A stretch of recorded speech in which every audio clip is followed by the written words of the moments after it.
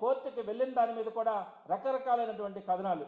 మరి కొంతమంది అయితే ట్రోల్ చేసినారు, టీచర్స్గా ఉండే వాళ్ళు కూడా ట్రోల్ చేసినారు. ఏమని ట్రోల్ చేసినారు?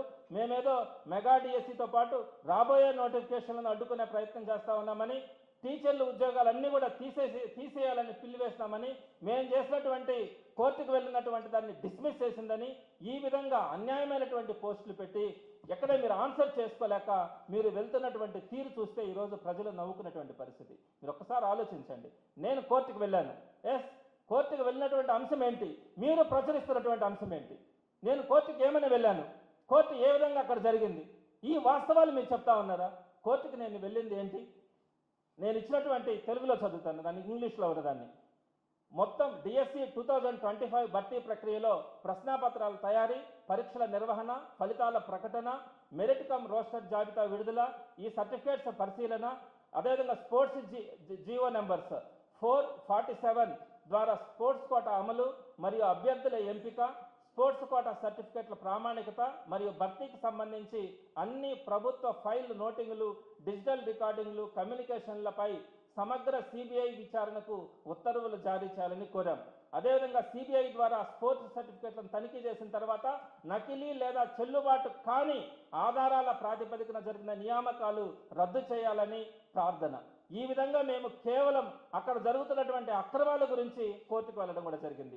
అయితే కొన్ని టెక్నికల్ ఇష్యూస్తో ఆ పేపర్స్ను ఒక ఆర్డర్లో లేవన్న ఉద్దేశంతో దాన్ని విత్డ్రా చేసుకొని మరలా కోర్టుని అప్రోచ్ కావడానికి, గౌరవ కోర్టుని అప్రోచ్ కావడానికి పర్మిషన్ తీసుకోవడం కూడా జరిగింది. దానికి సంబంధించి రేపు కానీ ఎల్లుండి కానీ మరలా మేము అన్నిటి కూడా ఆర్డర్లో పెట్టి వాటిని వేయడం కూడా జరిగింది. కేవలం ఒక టెక్నికల్ ఇష్యూ ద్వారా మేము ఏదైతే ఎవిడెన్సెస్ ఇచ్చినామో ఆ ఎవిడెన్సెస్ అన్నీ కూడా ఇచ్చినటువంటి వాటికి సంబంధించినటువంటి డాక్యుమెంట్స్ ఒక ఆర్డర్లో లేవన్న ఉద్దేశము అనే టెక్నికల్ ఇష్యూతో మేము దాన్ని విత్డ్రా చేసుకోవడం కానీ, కోర్టు పర్మిషన్తో, గౌరవ కోర్టు పర్మిషన్తో విత్డ్రా చేసుకోవడం కానీ, తర్వాత కోర్టును మళ్ళీ అప్రోచ్ అవుతామని కూడా చెప్పడం కూడా జరిగింది. అయితే దీనికి సంబంధించి మమ్మల్ని ఏదో ముట్టకాయలు వేసినారని, దీన్ని డిస్మిస్ చేసినారని రకరకాలైనటువంటి కథనాలు. ఎంత దారుణంగా ప్రవర్తిస్తూ ఉన్నారంటే, మేము ఈరోజు అడుగుతా ఉన్నాం, సిబిఐ ఎంక్వైరీ వేయండి.